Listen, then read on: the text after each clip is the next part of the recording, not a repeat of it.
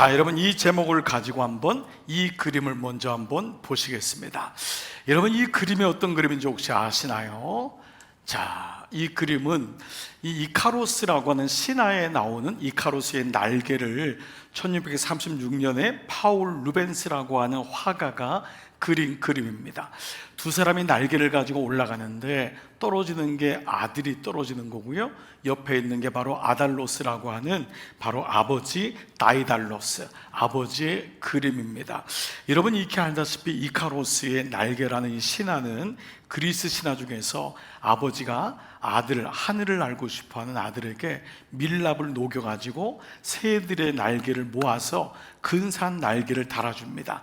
아버지도 걱정이 돼서 아들과 함께 올라가는데 아버지가 충고를 하죠. 아들, 너무너무 좋을 텐데 올라가는데 너무 높이 올라가면 안 된다. 밀랍으로 만들었기 때문에 녹는다. 그러나 이 하늘에 올라간 아들이 정신을 차리지 못합니다. 아버지가 주신 충고, 원칙을 잊어버리고 높이 올라갔다가 그만 녹아서 아까 말씀이 땅에 떨어지는 이카로스의 추락이라고 하는 그림이죠.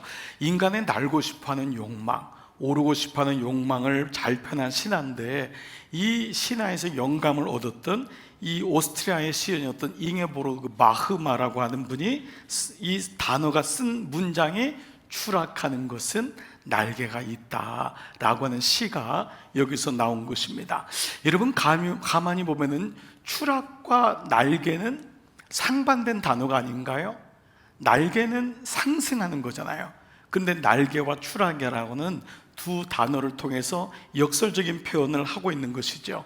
결국 인간은 자기가 날아다닐 수 있을 것 같은 그 순간에 놀랍게도 그것이 자기를 추락시키는, 가속하게 되는 것이 있다라는 것입니다. 하나님이 우리에게 주신 은혜를 망각하고 하나님의 원칙, 그 커넥션이 떨어지게 될 때 결국 우리는 낙오되는, 추락되는 이런 모습이 어떤지를 우리가 적용하게 됩니다. 왜 오늘 저는 여러분과 함께 이 이카로스의 추락에 대한 날개 이야기를 드리냐? 오늘부터 시작하는 46일 동안에 딱 1년이 됐어요. 열왕기상을 작년 요맘때 묵상을 했는데 이제 다시 열왕기 하 46장의 말씀이 바로 북이스라엘과 남유다의 추락하는 날개에 대한 이야기입니다. 그들에게 추락하는 이유가 있었던 거예요. 자, 여러분 이제 북이스라엘과 남유다를 대부분 알지만 아직 모르시는 분들은 제가 잠깐 설명할게요. 이걸 모르면 여러분 46일 내내 고문당합니다. 이걸 알아야 돼요. 자, 다윗의 아들이 누구죠? 솔로몬이 아들을 낳았는데 이름이 비슷해요. 르호보암이라고 하는 아들을 낳았는데 이 아들이 미안해요, 못 낳았어요. 아버지가 우상 숭배하는데 이 아들이 아버지를 대를 못 이어요. 그러면서 반란이 일어납니다. 그게 여로보암이라는 사람이 북쪽에 올라가서 사마리아에 얼마나 정치수완이 많은지 10부족을 데리고 10지파를 데리고 올라가서 세운 게 북이스라엘이에요. 그런 정통성이 없어요. 역시 예루살렘이 밑에 있는 남유다 지파와 베냐민 지파 두 지파밖에 안 되지만 예루살렘을 중심으로 세운 나라가 정통성이 있는 남유다입니다. 그래서 북이스라엘과 남유다가 멸망되는 이야기가 왕들의 이야기인 열왕기예요. 그 중에 이제 오늘 열왕기 하 말씀을 묵상하게 되었습니다. 자, 이런 가운데 열왕기서를 묵상할 때 두 가지 포인트가 있습니다. 첫 번째는 뭐냐? 진짜 왕이 누구냐라는 거예요. 왕들의 이야기가 나오는데 이 왕들은 다 자기가 왕인 줄 착각해요. 죄송해요, 왕값도 안 돼요. 그런데 왕인 줄 착각하니까 어떻게 하죠? 마음껏 사는 거예요. 부패 살겠죠. 그래서 열왕기서를 보면서 우리는 돌아보는 거예요. 진짜 왕은 누군가? 우리에게 적용되죠.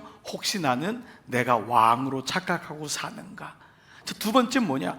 진짜 망한 이유가 뭐냐라는 거예요. 이 사람들이 진짜 망한 이유는 겉으로 보면 몰라요. 그 안에 보면은 추락하는 날개가 있어요. 이거를 찾는 것이 열왕기서의 가장 중요한 말씀의 핵입니다. 잘못하면은 열왕기서를 이렇게 예수 50년, 40년 믿었는데도 잘 모르는 분들이 있어요. 그것은 축을 잘 모르기 때문에 그래요. 그래서 망한 이유가 뭐냐? 그를 발견해야 돼요. 그리고 그것을 인정해야 돼요. 아무리 발견해도 여러분 망하는 데는 이유가 있어요.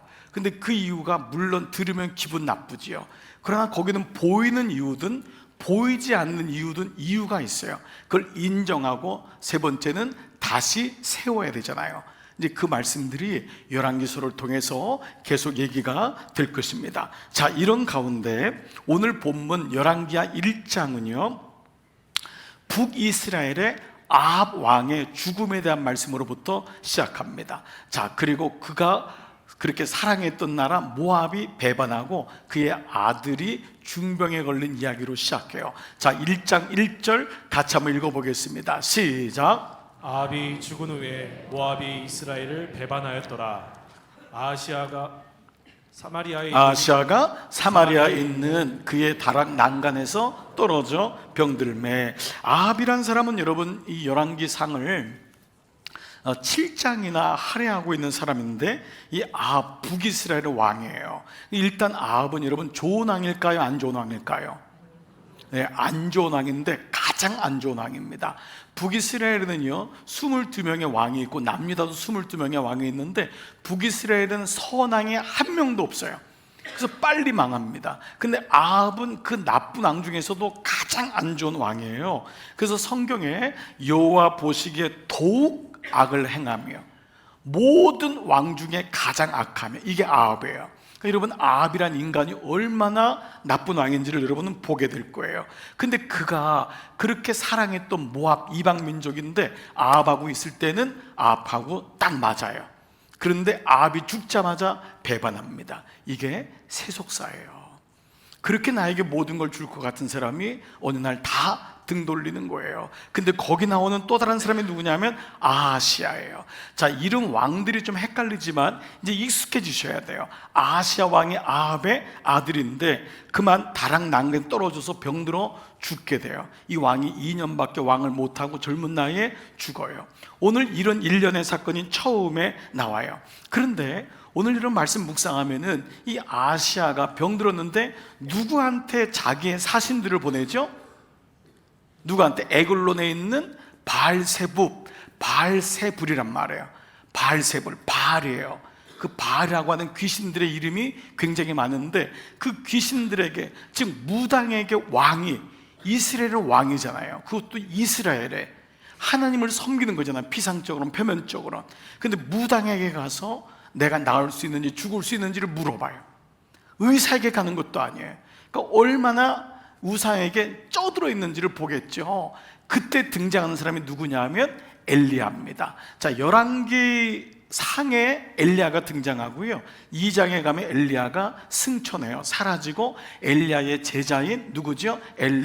그렇습니다. 엘리사가 이제는 열왕기 하를 이제 이어가게 돼요. 자, 그런데 오늘 1장의 열왕기 하 1장에 엘리야가 등장하는데 오늘 그 말씀을 잠깐 한번 볼게요. 자, 어떻게 나와 있죠? 3절에 한번 같이 볼게요. 1장 3절 시작. 여호와의 사자가 디셉 사람 엘리야에게 이르되 너는 일어나 올라가서 사마리아 왕의 사자를 만나 그에게 이르기를 이스라엘에 하나님이 없어서 너희가 에그론에신 바알세불에게 물으러 가느냐. 자, 이게 무슨 말인지 아시겠죠? 그 사자들을 만난 거예요. 엘리야가, 하나님이 엘리야에게 가서 그 사람들에게 허튼 짓 하면 안 된다, 이거를 얘기하게 해준 거예요. 자, 근데 3절 앞부분 한번 볼까요? 동그라미 쳐보세요. 뭐라고 나와야죠? 여호와의 사자가 어떤 사람이요? 디셉 사람, 동그라미. 성경을 보면은 이런 어떤 지역 이름이나 이름이나 어떤 이런 고유 명사가 나오는데요, 특별히 역사서인 열왕기 상하나 역대상하를 보면은 복선이 있어요. 이 복선은 뭐냐면 뭔가 이렇게 전달해주고 싶어하는 메시지가 있는 게 반복되는데 그 중에 하나가 엘리야라고 하는 하나님의 사람 앞에 붙은 디셉 사람이에요. 물론 디셉 사람은 피상적으로는 엘리야의 고향입니다. 요단강 건너편에 있는, 지금은 없어졌지만 아주 옛날부터 내려오는 작은 마을의 사람이다, 디셉 출신이다 라고 얘기하지만 이 말에는 또 다른 의미가 있어요. 이 말이 6번이나 나와요. 엘리야를 얘기할 때 디셉 사람. 고향을 그렇게 얘기할 이유가 있나요? 보통 그렇진 않잖아요. 여러분 저를 얘기할 때마다 서울 사람 장 목사, 이거 미친 거잖아요. 이상하잖아요 좀. 근데 이걸 6번이나 얘기한다는 건 계속 얘기한다는 거예요. 자, 그런데 이 디셉이란 말이 어떤 단어냐면 TBC라는 히브리 말인데, 이 TBC 말에는 어떤 어원이 있냐면 포로로 잡혀감 혹은 빼앗김, 이 단어가 있어요. 이 단어를 우리가 예레미야를 묵상할 때 단어가 나왔죠. 자, 왜 이 단어가, 똑같은 단어가 반복될까요? 열왕기 상하의 저자가 예레미야이기 때문에 그래요. 예레미야는 이스라엘의 멸망을 봤던 거예요. 그리고 역사 속에 나온 왕들을 통하여 왜 망했는지를 쓴 게, 후손들에게 우리나라가 왜 망했는지를 쓴 게 열왕기 상하예요.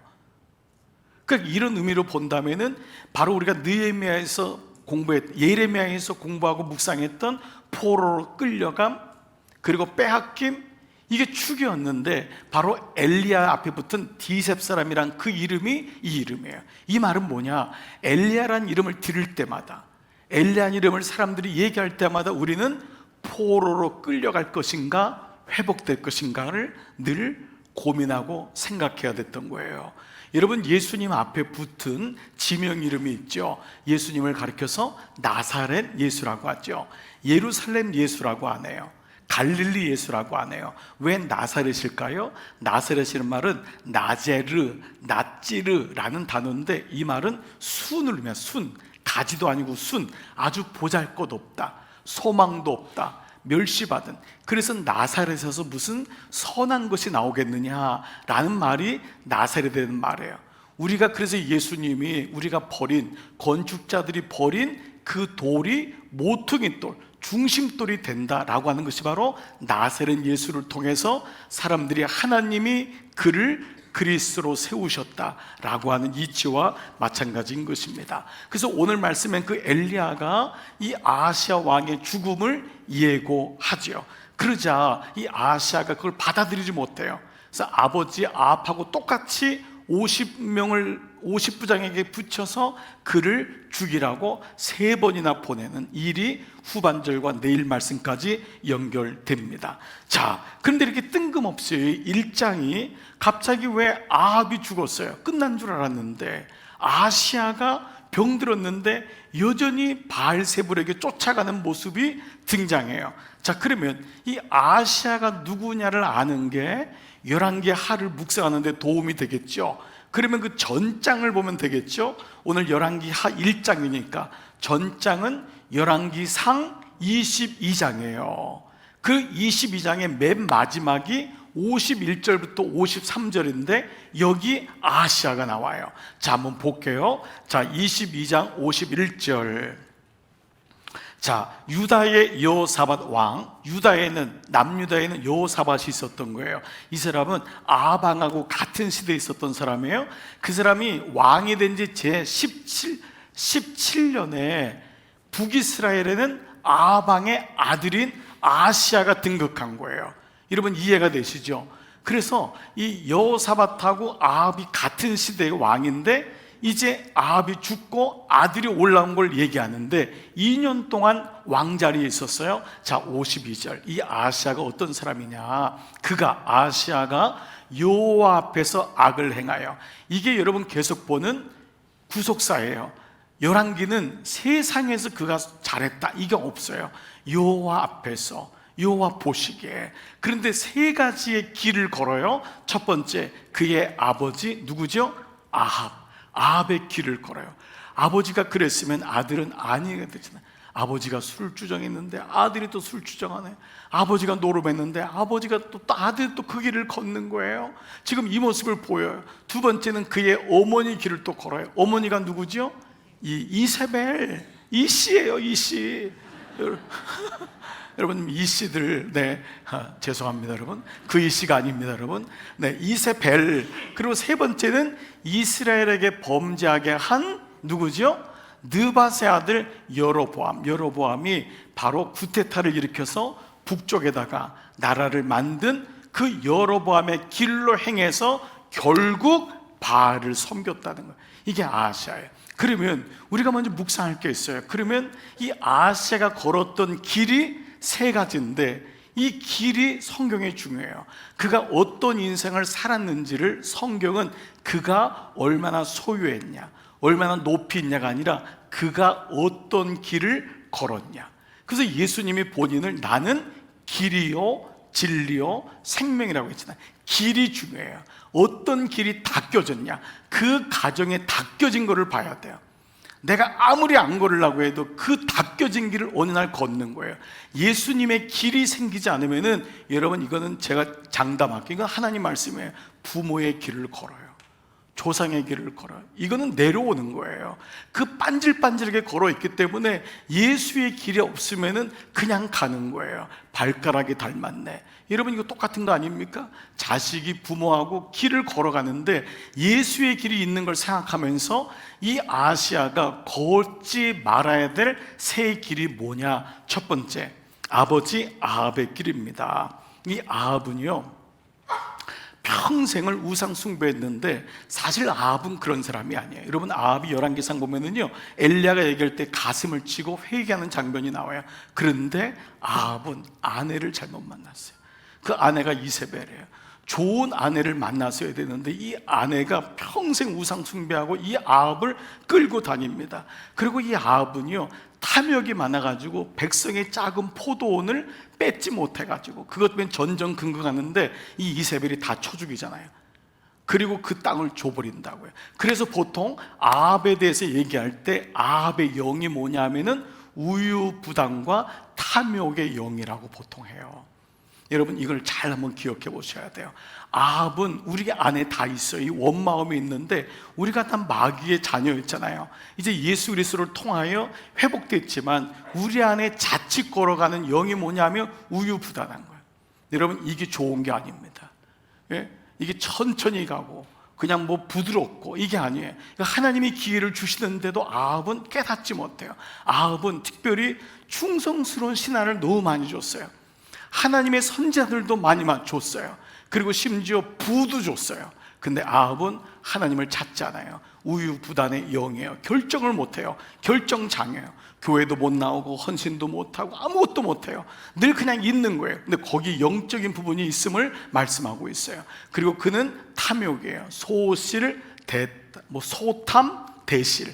작은 거에 탐하다 보니까 하나님의 은혜를, 큰 은혜를 놓치는 어리석은 게 바로 아합의 길이에요. 두 번째, 그 어머니가 누구죠? 이세벨. 이세벨은 여러분이 알다시피 아합의 아합나라, 이방인의 공주입니다. 근데 아버지 이름이 엣바알이에요.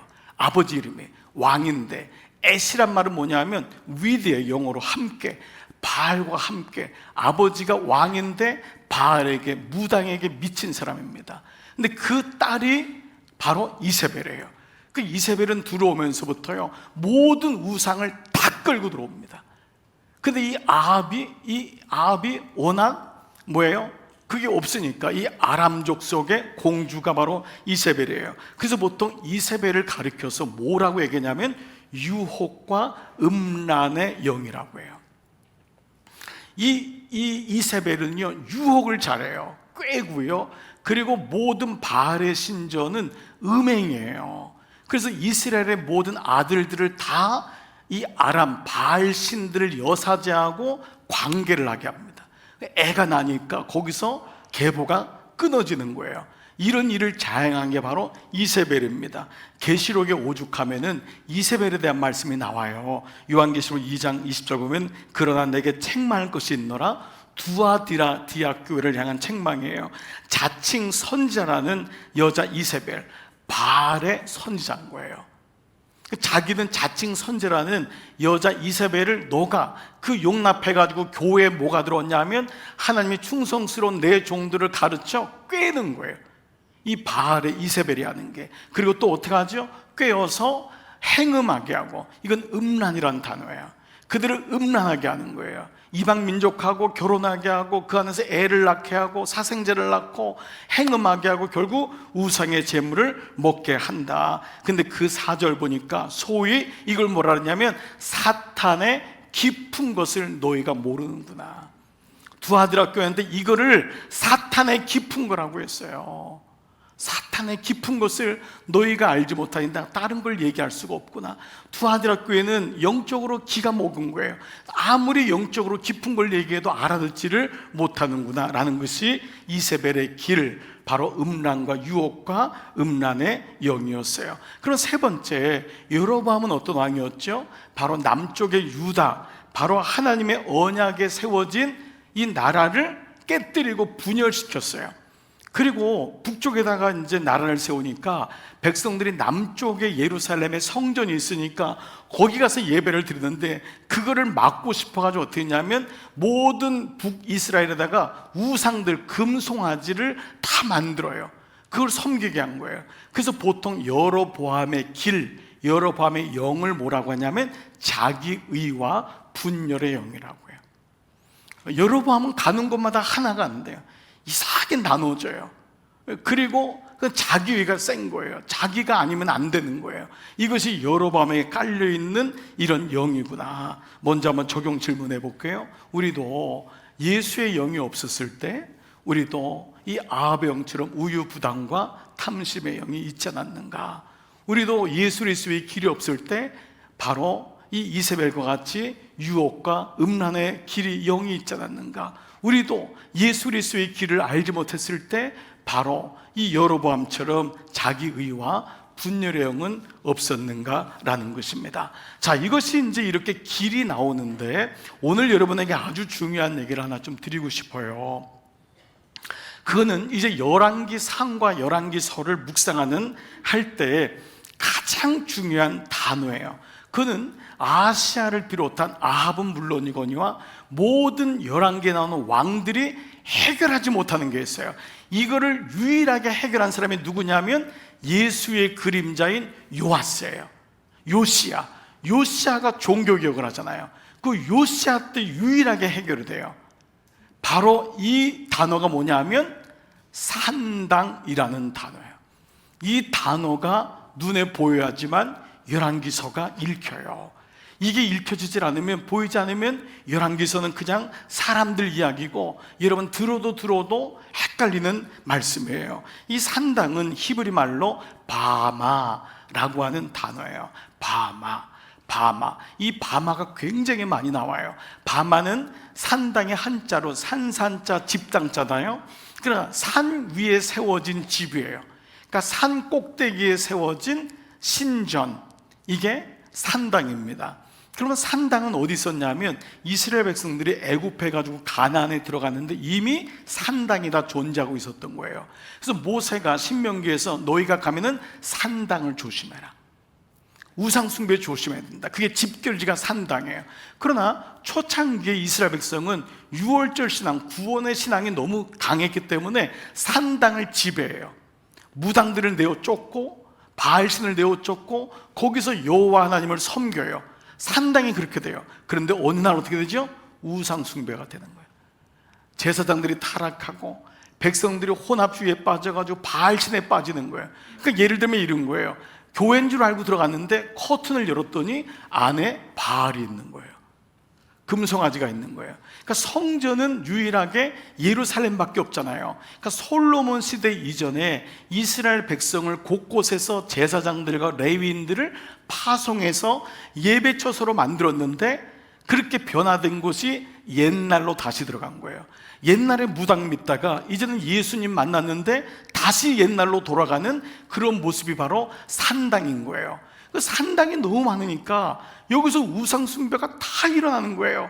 그러니까 이 문제에 대해서 왕들이 해결을 못하는 거예요. 자, 이제 거기에 대한 말씀이 아까 22장에 아시아 때 아합하고 같은 시대를 살았던 유다의 왕이 있었죠.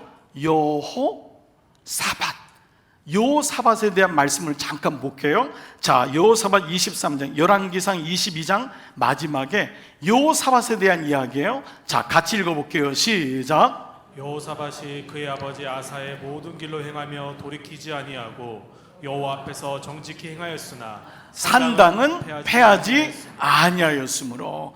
여호와 앞에서 성군이에요. 여호사밧이 아버지도 성군이었고, 그런데 뭐죠? 산당은 패하지 아니했다. 그러니까 왕들에 대한 성군이 몇 명 있는데 또 하나 볼게요. 열왕기하 15장 2절 시작. 아사랴가 그의 아버지 아마샤의 모든 행위대로 여호와 보시기에 정직히 행하였으나 뭐죠? 오직 산당은, 이게 무슨 여운이에요? 정직히는 행했는데 이게 문제가 된다는 것을 지금 복선으로 깔고 있는 거잖아요. 오직 산당은 제거하지 아니한 거예요. 그러니까 좋은 왕들이 이 정도였으면 나쁜 왕들은 아예 산당을 부추겼던 거예요. 아합 같은 경우, 아하시랴 마찬가지였던 거죠.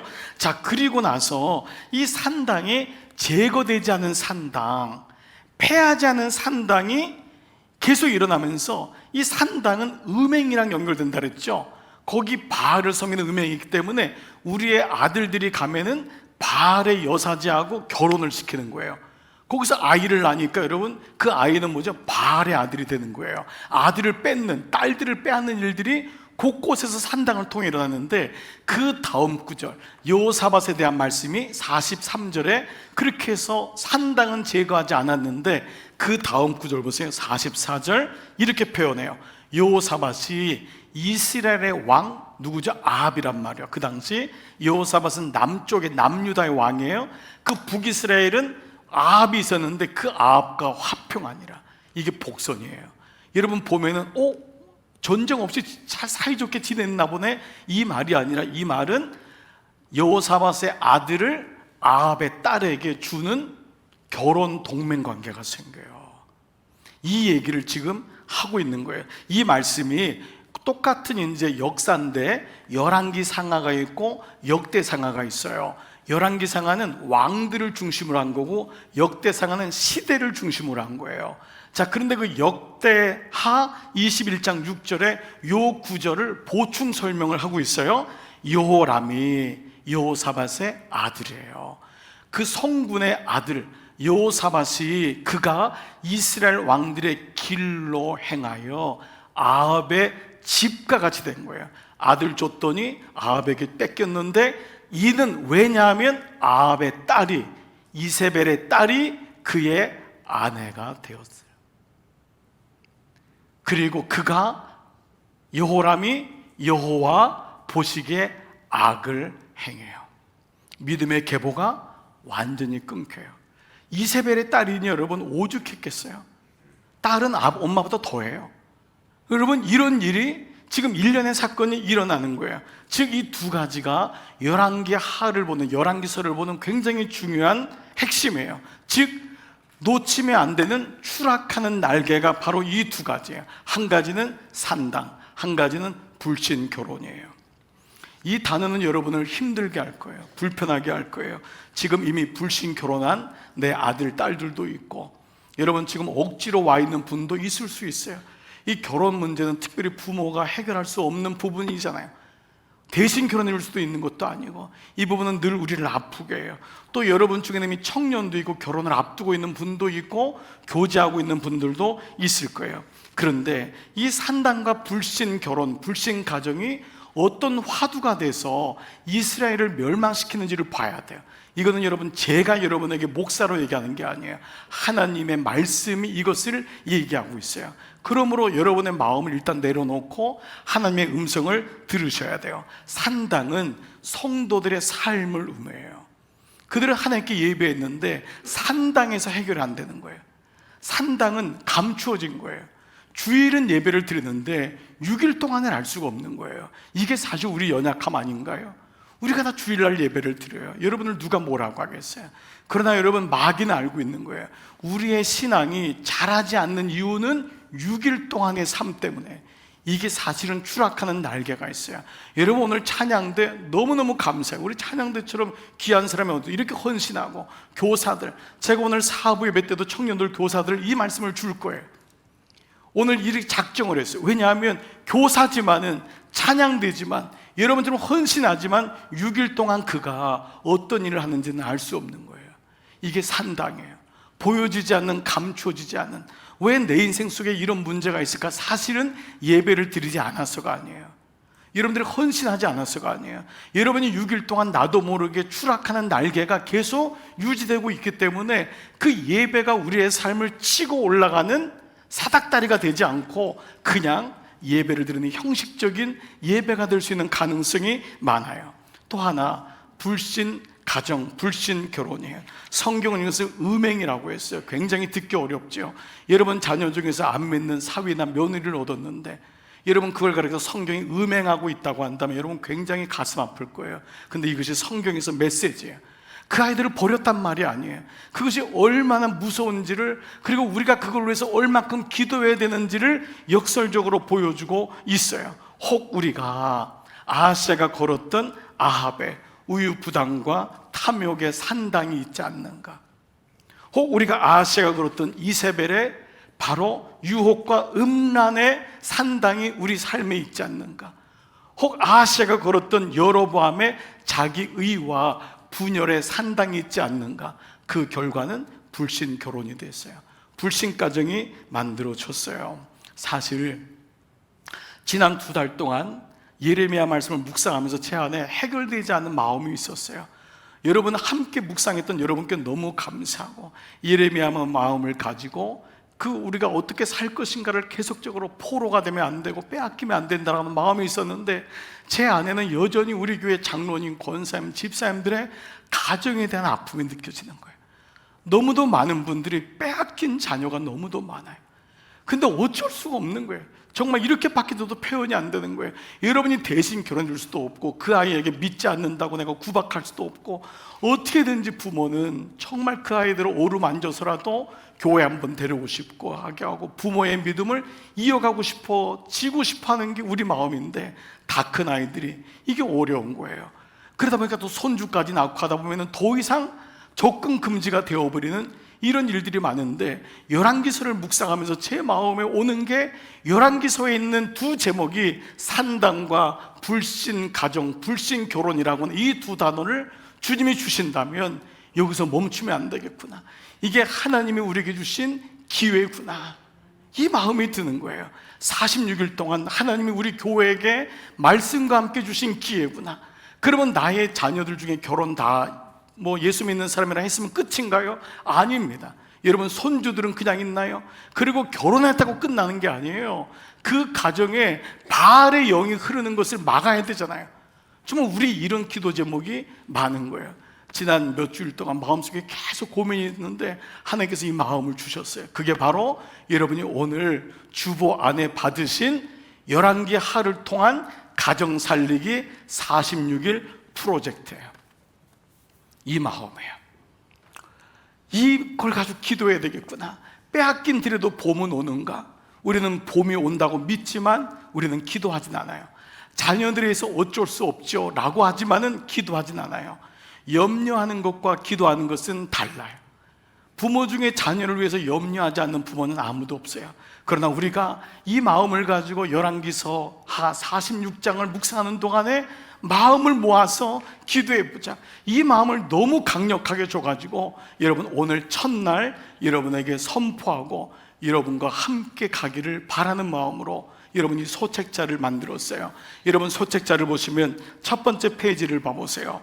거기 보시면 살리는 5가지 방법이 있어요. 여러분 이거를 그대로 하셔야 돼요. 여러분 의사에게 처방받은 다음에 자기 마음대로 약을 먹는 사람은 아무도 없어요. 살리는 5가지 방법이 있어요. 이 방법을 잘 읽어보세요. 그리고 하나도 빠짐없이 이 방법대로 꼭 하시길 바라요. 천천히 오늘 예배 가운데 집에 가셔서 보시길 바라요. 여러분 다음 장을 넘겨보시면은요, 다음 장에 보면 나의 기도 대상자와 기도 내용이 있어요. 여러분의 아들, 배우자, 부모 이름이 들어갈 수 있겠죠. 근데 거기 2가지 기도 제목이 있어요. 첫 번째가 뭐지요? 기도 대상자의 패해야 할 산당. 이거를 명확히 보셔야 돼요. 이거는 볼 수 있는 사람은, 기도해 주는 사람은 내 자식이 어느 영에 붙잡혔는지를 보여요. 내 배우자가 어떤 산상, 어떤 이 산당이 있는지가 보이는 거예요.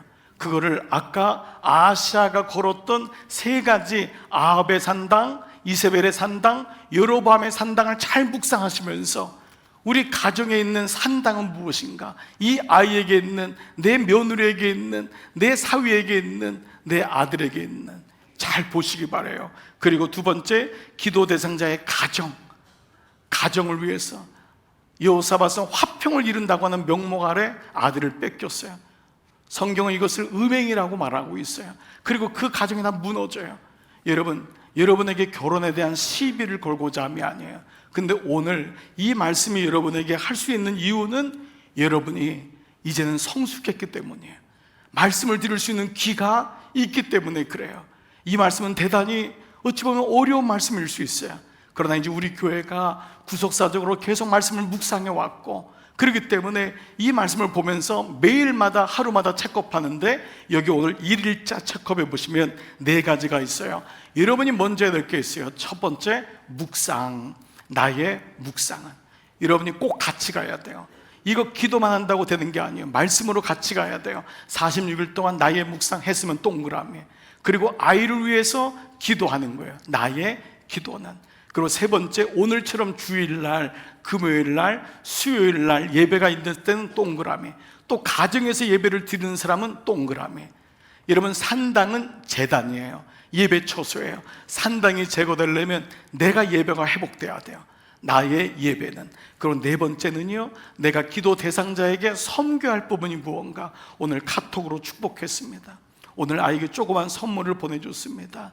아이와 좋은 대화를 했습니다. 여러분이 그 영혼을 섬기는 4가지 영역을 가지고 여러분이 한 주 한 주 나가시는 거예요. 오늘 여러분, 이것은 여러분에게 처음인 분은 조금은 이게 뭐지? 라고 할 수가 있지만, 이미 오랫동안 자녀와 가정을 위해서 기도했던 분은 이 시간이 여러분에게 너무도 소중한 시간이 될 거예요. 이 시간, 그래서 1부와 마찬가지로 제가 오늘 2부에도 여러분과 함께 이 이름으로 오늘 이 열왕기 하를 통한 가정 살리기 46일 기도 프로젝트를 우리 교회 안에 여러분에게 주님의 이름으로 선포합니다. 여러분, 이 마음을 한번 가져보세요. 이 마음을 가져보세요. 그리고 여러분, 하루하루 이 마음을 가지고 가는 거예요. 근데 여러분, 체크할 때 보면은 하나님의 일하심을 보자 그랬어요. 여러분이 하는 게 아니에요. 하나님의 일하심을 보자. 여러분, 놀라운 기회 아니에요? 하나님이 이런 시간을 말씀 묵상하는 교회이기 때문에 이런 시간을 준다고 저는 믿어요. 여러분, 저에게 준 감동이 여러분 앞에서 사그라지지 않기를 축복합니다.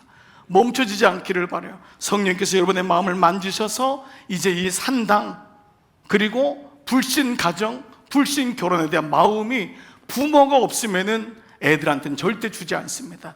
깃발을 든 여러분에게 이 마음이 새겨지고 함께 기도하기를 축복합니다. 산당이란 단어가 발견됐지만 놀랍게도 아하시아가 엘리야를 죽이기 위해서 50명 군사를 보내는데, 그때 엘리야가 어디 있었냐? 9절이에요. 같이 한번 읽어볼까요? 시작. 이에 50부장과 그의 군사 50명을 엘리야에게로 보내매 그가 엘리야에게로 올라가 본즉 산 꼭대기에 앉아 있는지라. 여기 산 꼭대기 동그라미. 여러분, 이 산 꼭대기가 뭐냐 하면 정확한 단어는 그 산 위에요. 정관사가 있어요. 영어로는 top of the mountain이에요. the mountain이에요. 그러니까 이게 그 히브리 말로 로시란 말이 탑이거든요. 하가 또예요. 하루가 마운틴, 산이에요.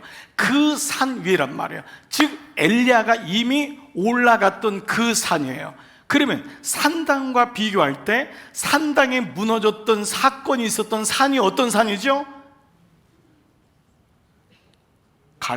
어떤 산이죠? 갈멜산이에요. 갈멜산.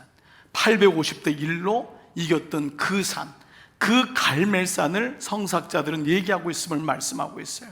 우리는 2가지 산에 오르는 거예요. 하나는 갈멜산이냐, 하나는 산당이냐.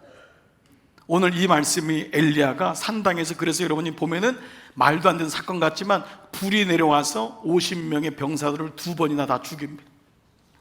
그 말씀은 바로 갈멜산에서 있어야지만이 승리할 수 있음을 우리에게 상징적으로 보여주는 말씀이라 할 수 있습니다.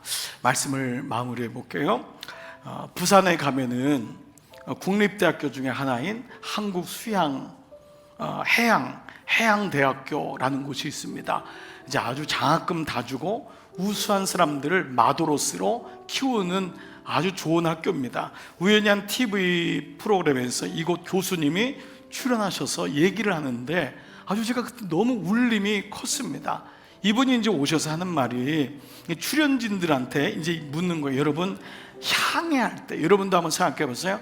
항해할 때 선장에, 가장 능숙한 선장이라면 무엇을 가장 먼저 해야 될까요? 이걸 묻는 거예요. 가장 먼저 알아야 되는 게 뭘까요?를 물었어요. 그러자 패널들이 리더십이 있어야 되지 않나요?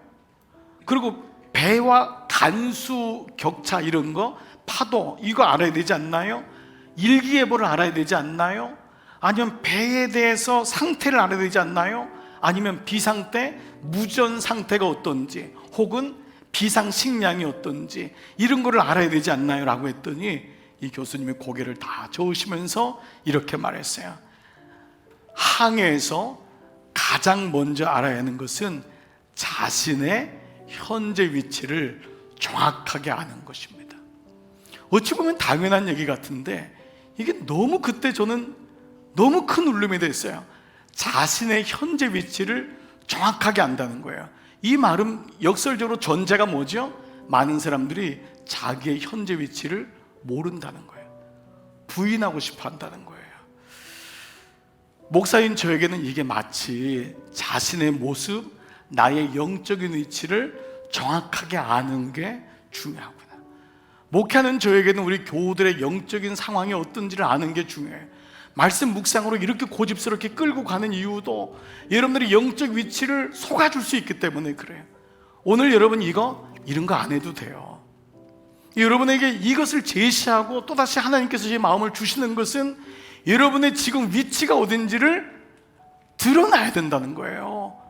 이 문제를 가지고 피눈물 나게 기도해 본 적도 없고 어느 날 멈춰져 버린 우리 모습 아니에요? 이 모습에 대해서 열왕기서는 우리에게 말씀하고 있지 않나요? 사랑하는 여러분, 왜 열왕기서에 오늘 산당이란 단어가 눈에 띄고 여러분도 여기에 대해서 동의가 될까요? 왜 이 산당이 결국은 우리 자녀들의 불신 가정으로까지 가고 불신 결혼으로까지 갈까?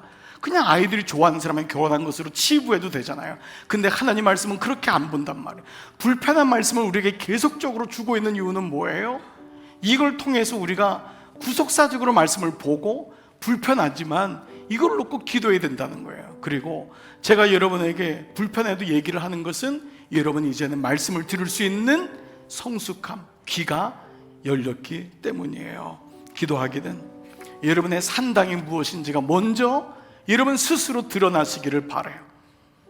6일 동안 여러분의 정체가 뭐예요? 어떤 모습으로 살고 있어요? 여기 찬양대, 성가대 가운만 입으면 안 돼요. 6일 동안 여러분이 하고 여긴 지금 가운이 입고 보란듯이 있으면 하나님이 모르시나요? 목사가 가운을 입을 때 제일 두려운 게 뭐냐면 6일 동안 한지 때문에 두려운 거예요. 그러므로 우리가 산당이 있어요. 우리 집에 대대로 내려오는 산당은 뭐냔 말이에요. 아마 여러분의 아버지 어머니가 눈물겹게 그거를 끊으려고 애를 썼을 거예요. 예수가 들어와서 우리 집에 무당이 없어지고 무속이 없어지고 노름이 없어지고 술 취함이 없어지고 바람이 없어지고 이거를 위해서 얼마나 기도했는데 자녀가 이걸 모르면은 결국은 그 어머니 돌아가시면 원인치 되는 거예요. 이 말씀이 상당히 이렇게 중요한 말씀이에요. 그리고 이것은 가정을 무너뜨리는 불신 가정과 불신 결혼으로 가게 되는 거예요. 그러나 실망하지 마세요. 지금 내 며느리가 사위가 예수 안 믿는다고 끝난 건 아니잖아요. 빼앗긴더라도 봄은 오는가. 이것을 열왕기서를 준 것은 회복에 대한 신호인 거예요. 우리가 다시 오라, 여호와께로 가자, 다시 주님께로 가자, 다시 이 문제를 놓고 기도하는 그 마음을 주님이 주세요. 오늘 이번에 여러분께서 이 말씀을 갖는다면 사도 바울의 이 메시지가 여러분에게 들릴 거예요. 고린도서 2장 10절, 오직 하나님이 성령으로 하나님의 영으로 이것을 우리에게 보이셨으니, 오늘 성령을 통해 여러분에게 보이신 거예요. 성령은 모든 것 곧 하나님의 깊은 것까지도 통달하시느니라. 이세벨의 영은 뭐죠? 마귀의 깊은 것을 얘기해도 모른다 그랬잖아요. 근데 성령이 오니까 하나님의 깊은 것을 깨닫게 되었다라는 것입니다. 46일 동안 우리 하루하루 이 여정을 걸어갔으면 좋겠어요. 떨어져 있을지라도 서로 격려하고 5가지 살리는 방법을 꼭 보시고 혼자 기도하지 마세요. 같이 기도하세요. 공동체가 같이 기도하고 함께 기도할 때 놀랍게도 하나님의 일하심이 우리 아이들에게 틈입하고 배우자에게 틈입하고 가정 살리기 46일 기도 프로젝트 여러분 함께하는 여러분 다 되시기를 주의 이름으로 축복합니다. 아멘, 아멘. 이 시간 여러분 다 자리에서 한번 일어나시겠습니다. 그리고 오늘 이 찬양 고백하면서 여러분 혼자가 아닙니다. 여러분이 혼자 외롭게 이 영적 싸움을 하고 있는 분이 적지 않을 거예요. 왜 자녀를 사랑하지 않겠습니까? 아이에게 조심스러워하는 부모님의 마음을 왜 모르겠습니까? 그러나 우리가 기도 외에는, 성령의 통달하심 외에는 방법이 없어요. 그래서 누군가 여러분을 위해 기도해주고 있음을 기억하고, 우리 찬양, 우리 아이들을 위해서도 내가 너를 위해 기도한다, 배우자를 위해서도 여보 내가 당신을 위해 기도합니다. 우리가 이 마음 가지고 함께 찬양하겠습니다. 누군가 널 위해 기도하네. 당신이 지쳐서,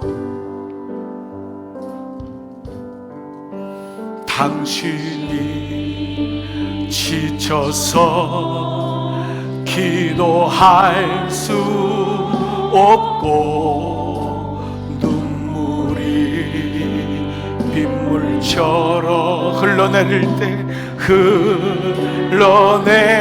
때 주님은 아시네. 당신의 약함을 사랑으로 돌봐주시네.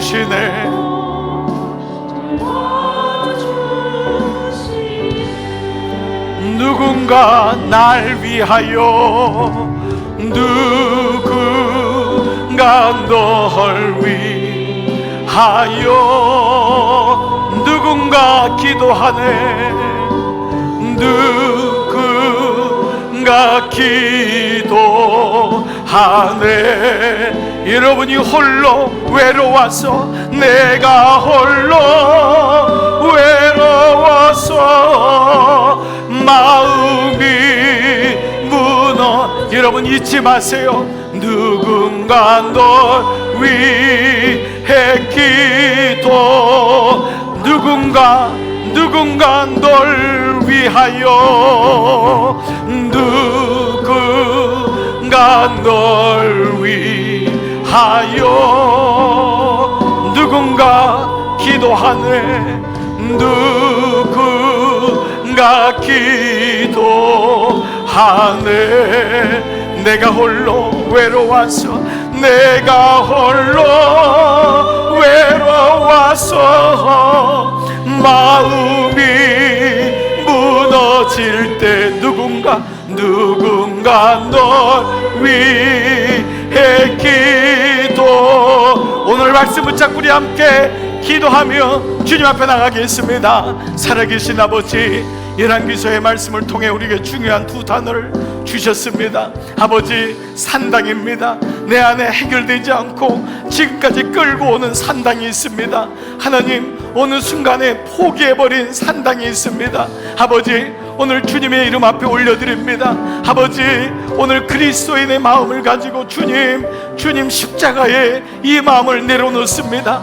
내 힘으로 되지 아니하오니 이 시간 성령님, 하나님의 기쁜 것을 통달하시는 성령께서 각 사람에게 산당이 드러나게 하시고 폭로되게 하시고 아버지 고백되게 하시기를 원하옵고 기도합니다. 아버지, 아합의 우유부담과 탐욕의 산당이 있습니다. 이세벨의 유혹과 음란의 산당이 있습니다. 여로보암의 자기의와 분열의 산당이 있습니다. 아버지, 우리 가정을 끌고 오는 산당이 있습니다.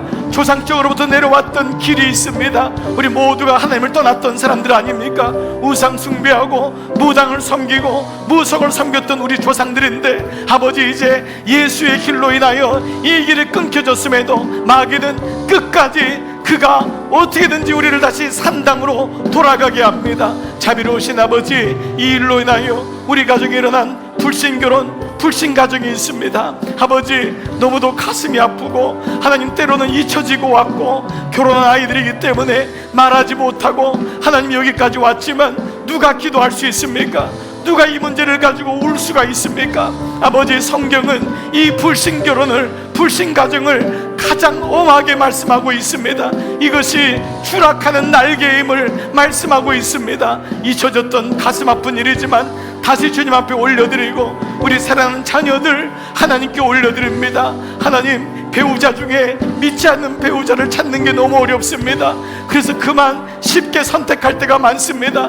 아버지, 그러나 오늘 말씀을 통해 우리에게 말씀하십니다. 그래도 결심하고 그래도 찾으라고 말씀하십니다. 기도하라고 말씀하십니다. 대가를 치르라고 말씀하십니다. 아버지, 때로는 불편하고 때로는 쉽지 않은 말씀이지만 우리 교우들이 이만큼 성장하고 성숙하고 주의 말씀이 들리기 때문에 오늘 이 말씀을 나눕니다. 아버지, 46일 동안 함께 이 프로젝트를 기도할 때 누군가 날 위해 기도해 줌을 잊지 말게 하시고 지치고 힘들 때마다 하나님 바라보게 하시고 주님의 은혜로 세임 주시기를 원하고 기도합니다.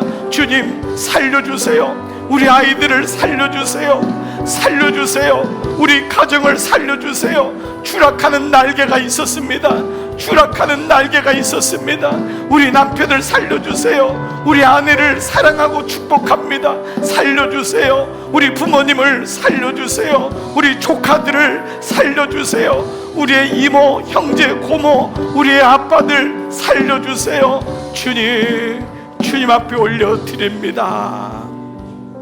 아버지, 9월의 첫날 하나님이 우리 공동체를 통해서 가정을 살리는 기도에 다시 기회를 주십니다.